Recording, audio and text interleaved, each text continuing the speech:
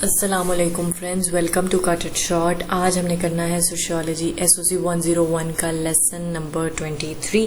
अच्छा जी, lesson number 22 जो था वो भी हमारा theories of social class and stratification. I am really sorry for that. अच्छा जी, इसी के बारे में था, लेकिन उसमें हमने जिस इंसान की थ्योरी पढ़ी थी वो थे हमारे पास कार्ल मार्क्स, और अब हमने जिसकी थ्योरी को पढ़ना है वो है मैक्स वेबर। दोनों की थ्योरीज में थोड़े माइनर से कॉन्फ्लिक्ट्स हैं, उनको हमें अच्छे से समझना होगा ताकि एमसीक्यूज और शॉर्ट क्वेश्चंस को लेकर हम लोग कंफ्यूज ना हो। तो चलें जी, वीडियो स्टार्ट करते हैं। वीडियो स्टार्ट करने से पहले आप चैनल को सब्सक्राइब कर दें, बेल आइकन को प्रेस कर दें, वीडियो को ज़्यादा से ज़्यादा शेयर करें, कॉमेंट करें और लाइक करें। जी आ जाए, वीडियो स्टार्ट करते हैं। अच्छा जी, स्टार्टिंग में उन्होंने आपको ये बताया है कि थोड़ा सा हम रिवाइज कर लेते हैं कि कार्ल मार्क्स क्या कहते थे। कार्ल मार्क्स ने कहा था कि जी दुनिया में दो तरह के लोग होते हैं। एक वो होते हैं जो सोर्स ऑफ प्रोडक्शन ओन करते हैं, बेसिकली लैंड की उन्होंने बात की थी, उसको ओन करते हैं। और एक वो होते हैं जो कि लेबर होती है, जो कि उस लैंड पर काम करती है। जो वो लैंड ओन करते हैं वो ज़्यादा आप कहेंगे कि अच्छी क्लास से ताल्लुक़ रखते हैं, एक अच्छा लिविंग स्टाइल होता है उनके पास, और वो लोग एक वेल ऑफ लाइफ गुजारते हैं और अमीर से अमीर तरीन होते जाते हैं। और जो पुअर होते हैं, जो वहाँ पर अपनी सर्विसेज देते हैं, जो वहाँ पर काम करते हैं, वो लोग जो है वो गरीब से गरीब तर होते जाते हैं। वो अपनी लेबर बेचते हैं, अपनी लाइफ मुश्किल से गुजारते हैं और लोअर क्लास से उनका ताल्लुक होता है। ये सारी बातें हमसे की थी कार्ल मार्क्स ने अपनी थ्योरी में। ठीक है जी, मैक्स वेबर कहते हैं कि नहीं जी, ऐसा नहीं है, इधर थोड़ा सा जो है ना मामला ज़रा अलहदा है। इन्होंने कहा है कि सोशल स्ट्रैटिफिकेशन होती है तीन बेसिस पे। पहली है आपका स्टेटस, क्लास और पावर।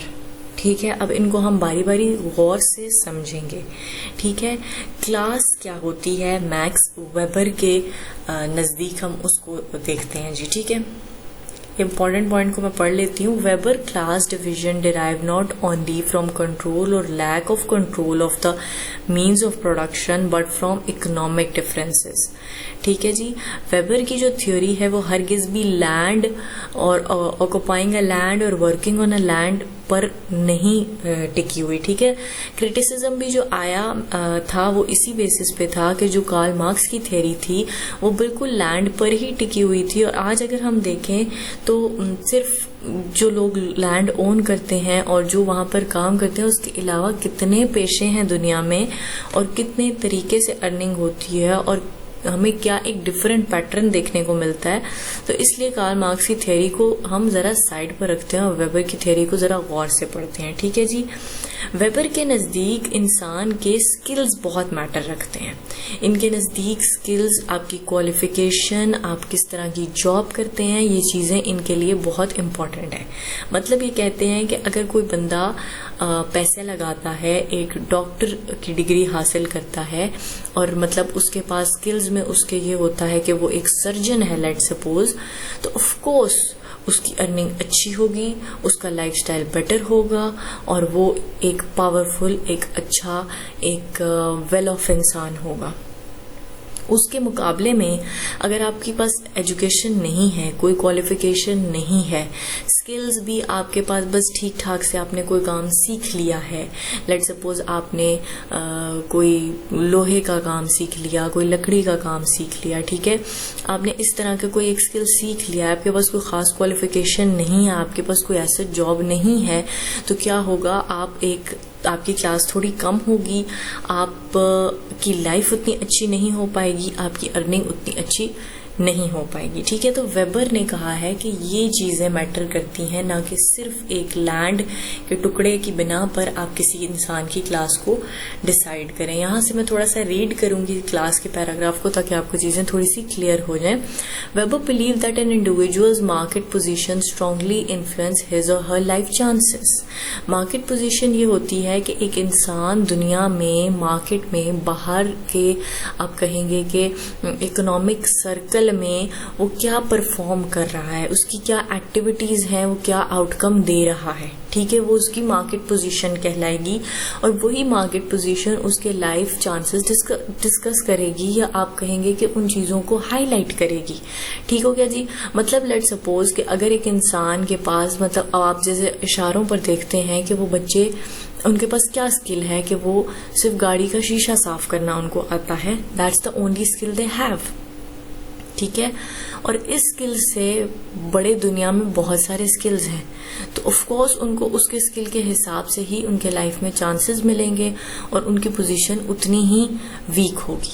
अगर उसके बरअक्स उनके पास कोई बहुत अच्छा टैलेंट होगा, कोई बहुत उनकी आप कहेंगे कि वो उनकी मार्केट पोजीशन काफ़ी स्ट्रांग होगी, मतलब उनको इवन आप ये भी देखते हैं कि अगर कोई एक लकड़ी का काम करने वाला भी है, पर अगर उसका स्किल बहुत अच्छा है तो वो उन आप कहेंगे कि उस मार्केट में जो वो लकड़ी के काम करने वालों की भी मार्केट है, उसमें भी वो एक अच्छी वेल ऑफ जिंदगी गुजारा होगा, क्योंकि उसका स्किल उन लोगों में उनसे ज्यादा है। ठीक है जी। तो ये सारे गेम वो कहते हैं कि जो क्लास की है वो मार्केट पोजीशन डिसाइड करती है। The market position people have in term of the skill they bring to the labour market, कि किस तरह के वो काम या आप कहते हैं कि स्किल्स लेकर आते हैं मार्केट में, उसी से क्या होगा, उन्हें रिवॉर्ड मिलेगा। आपने देखा होगा कि बहुत सारे सर्जन्स बैठे हुए हैं, बहुत सारे डॉक्टर्स हैं, बहुत सारे ब्यूटिशियंस हैं, आप किसी भी फील्ड में चले जाएं, लेकिन हर जगह पर कुछ चंद लोगों ने अपना जो है वो लोहा मनवाया हुआ है। तो ये चीज है कि उनके जो स्किल्स हैं वो बाकी लोगों के स्किल्स से बहुत ऊंचे हैं, इसलिए उन लोगों ने अपनी लाइफ स्टाइल को बहुत बेहतर किया हुआ है और उन्हें उसके बदले में जो रिवॉर्ड मिलता है या उन्होंने जो अपने चार्जेस सेट किए हुए हैं वो भी उसी लेवल के हैं। ठीक है, इसमें उन्होंने आपको एग्जांपल्स इस तरह दी हैं कि ब्लू कॉलर जॉब्स जो हैं वो भी आपकी हाई क्लास में आती हैं, बेशक वो एक वर्किंग क्लास है। अब जैसे आप कहते हैं कि गवर्नमेंट सर्वेंट्स में अगर आप 17 या 18 ग्रेड के ऑफिसर हैं तो आप एक अच्छे खासे पावरफुल इंसान होते हैं with a great class and great lifestyle, और आपको बहुत सारे रिवॉर्ड्स भी मिलते हैं, पेंशन्स, बोनस, सब कुछ। और ऑफ कोर्स आप एक डिग्री की बिना पर, अपने स्किल्स की बिना पर वो जॉब हासिल करते हैं। ठीक है, तो इसका ये मतलब हरगिज भी नहीं है अगर अब आप गवर्नमेंट जॉब कर रहे हैं तो डजेंट मीन कि आप गवर्नमेंट को चला रहे हैं या आपने गवर्नमेंट का वो जगह या वो अथॉरिटी खरीदी हुई है। ठीक है, इट डजेंट मीन।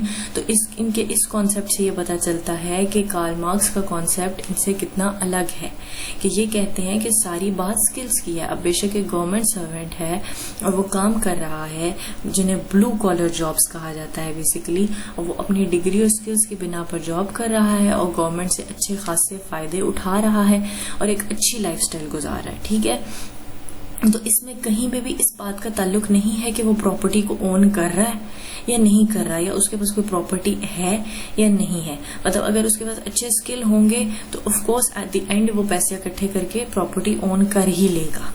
ठीक हो गया जी।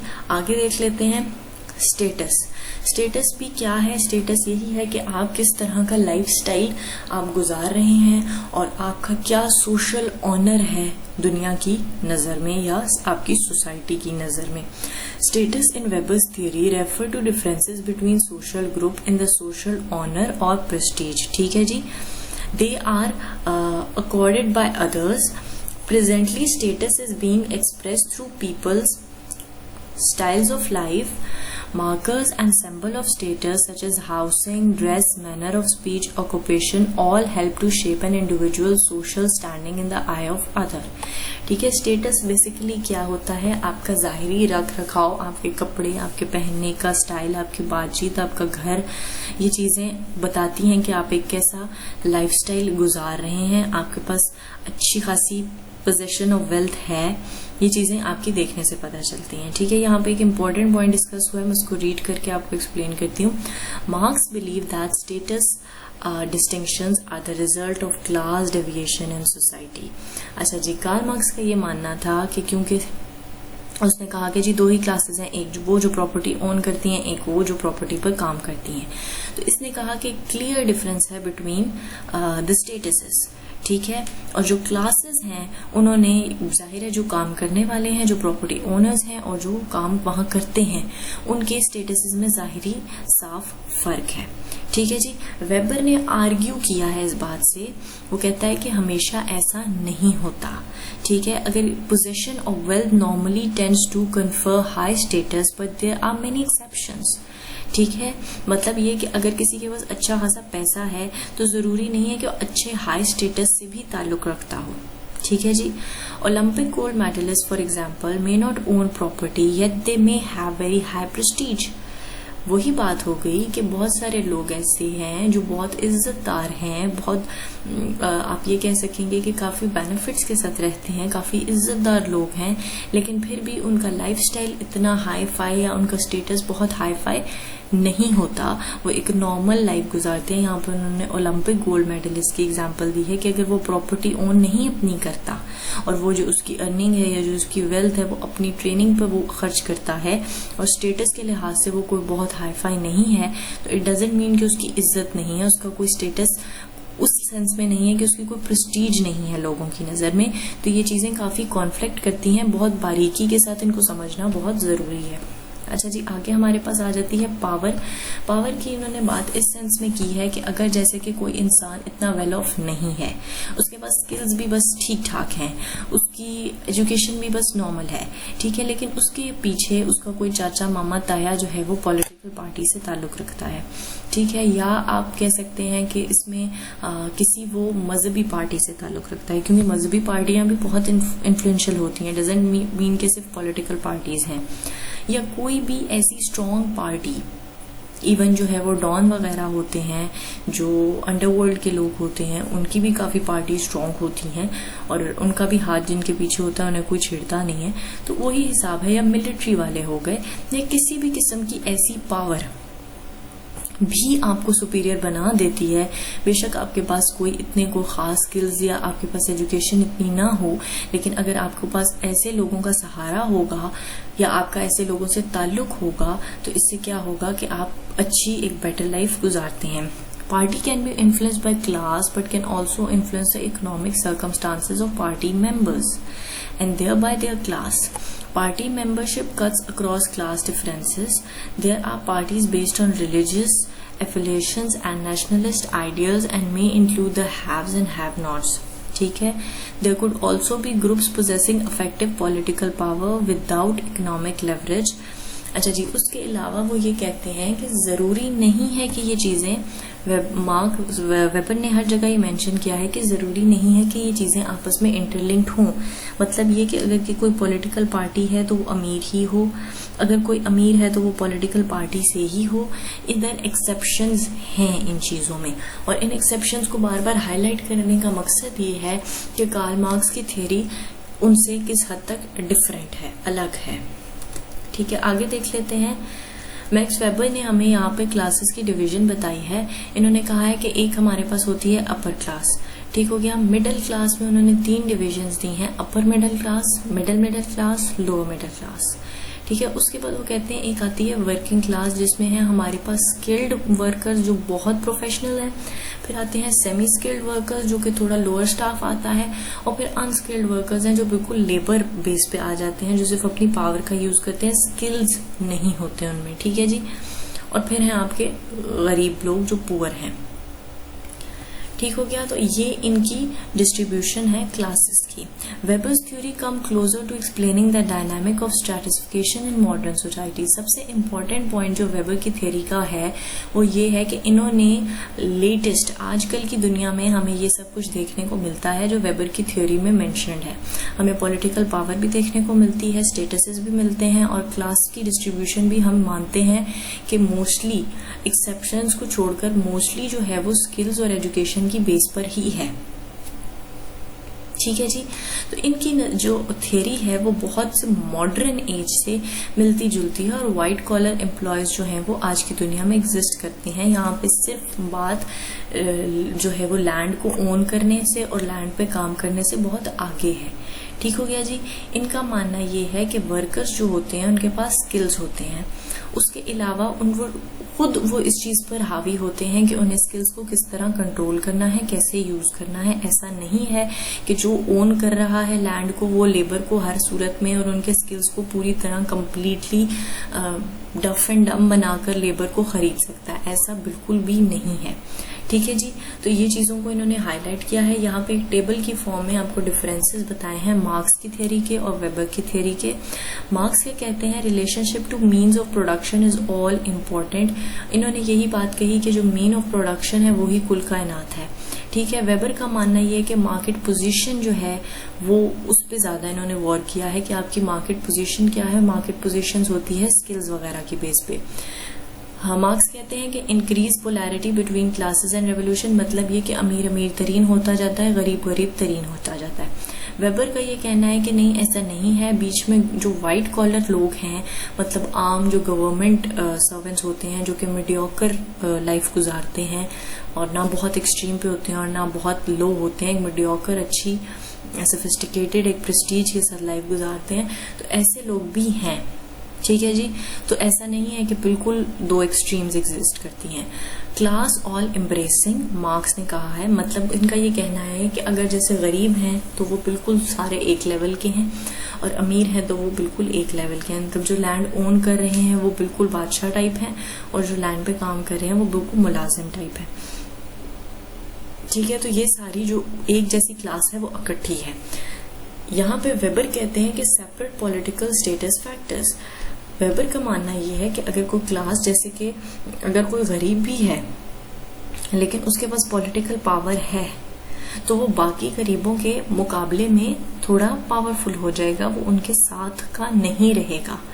इसी तरह अगर कोई अमीर है और उसके पास जो है वो प्रेस्टीज नहीं है, उसको इज्जत नहीं है, ऑनर नहीं है लोगों की नजर में, तो वो बाकी अमीरों के बराबर नहीं होगा।